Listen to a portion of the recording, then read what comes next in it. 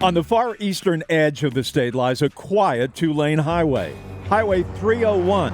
And if you were traveling along it just outside of Sylvania, Georgia, you would come along a curious sight. A welcome center, and not just any welcome center, but the country's oldest continuously used welcome center. But why here? To answer that question, we need to go on a journey.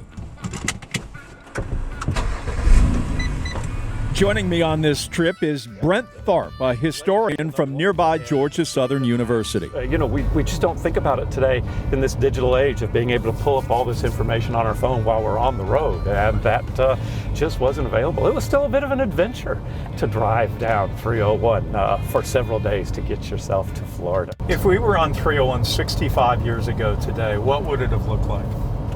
Yeah, you would have been driving down, and it was still very. It was a beautiful trip. People commented on the unique environment of the farm fields, cotton fields, peanut fields, and the trees all along the way. But then studded in between those long things were little communities that suddenly sprouted up a whole variety of motels, motor court motels, but also tourist homes as well. So historic houses and other places that were converted over to tourist homes.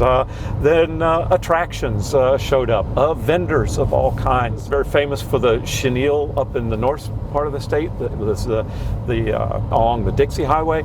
Claxton has a chenille factory. They pecan stands, all kinds of other ag products that were now being able to sell directly to a market of tourists coming down. So those were dotted all along the way as well. Highway 301 was built in the early 1930s, starting in Delaware and ending in Sarasota, Florida. Often referred to as the Tobacco Trail because of the route followed many of the original roads and trails that brought tobacco to market. It transitioned into one of the primary highways for tourists from the Northeast and Middle Atlantic on their way to Florida. Important to remember, too, that, this is, while it was segregated travel, right, it was also an important route and travel for African Americans moving up and down the highway. Green Book and all that. Yeah, and so Jessup and Sylvania and Statesboro all appear in the Green Book with facilities like Mrs. Lee's Restaurant or the Gross Motel in Statesboro that were specifically there for African American travelers moving up.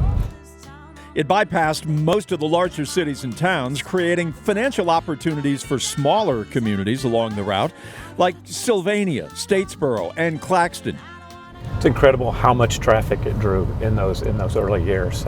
You look at some of the DOT studies, and traffic would back up into the downtown areas of Statesboro on miles on either side during the peak seasons of people moving down. And it transformed these cities. And it's interesting how many of them they took different tracks about how they were going to deal with those tourists. Many of them decided, hey, this is a great economic development for us. We're going to provide clean hotels. We're going to reliable places to eat and get your car repaired, all of those kinds of things. And in fact, for a long time, Statesboro's city motto was the tourist city, because it was not because of what people were coming through, it was just that they were serving the tourists, not that they were coming to visit anything in Statesboro. In cities of all sizes, the situation is the same, all snarled up. That financial success was short-lived, as the new interstates were built, luring tourists and their dollars away. When it opened up, though, the reality was it literally kind of collapsed the economy on this road. But the visitor center was, at the time, a vital stop. It's a very unique part of Georgia, a welcoming center. It sounds like something from another time, another era in this country when Southern hospitality really did matter. It did, and it actually did change kind of the perception of Georgia. That was one of Vanderveer's biggest, goals whenever he put us here, and it was so interesting that I read some of the articles that we had. And by Vanderveer, you're talking about Governor Ernest Vanderveer. Ernest Vanderveer. He actually was the one who opened us. He really saw the potential in having welcome centers that catch people coming from the Northeast to Florida, and he really wanted to change the idea that Georgia was, some old backwoods hillbilly place, but the Southern hospitality was very indeed real. Jessica Godby, the Welcome Center's manager, still cheerily greets adventure seekers and weary travelers who stop in, offering them a cold Coca-Cola and providing any needed information. The construction began in 1960. It was slated to open in 61. However, as construction projects go, it got delayed a little bit, but it opened January 62. It is original building, original structure. It's mid-century modern design. The architect was Edwin C. Eccles, who's a Georgia architect and went to Georgia Tech. He's from Statesboro, Georgia. And then the actual building itself was sourced from Georgia materials, Georgia pecan wood, Georgia glass with Savannah Glass Company, pink Etowah marble on the front, and it was a Georgia construction company that built it out of Nashville, Georgia. So they leaned wholeheartedly into the Georgia whenever they built this place. So if we got in a time machine right here, right now, and it's 1961, 1962, how different would it look? Would we recognize it?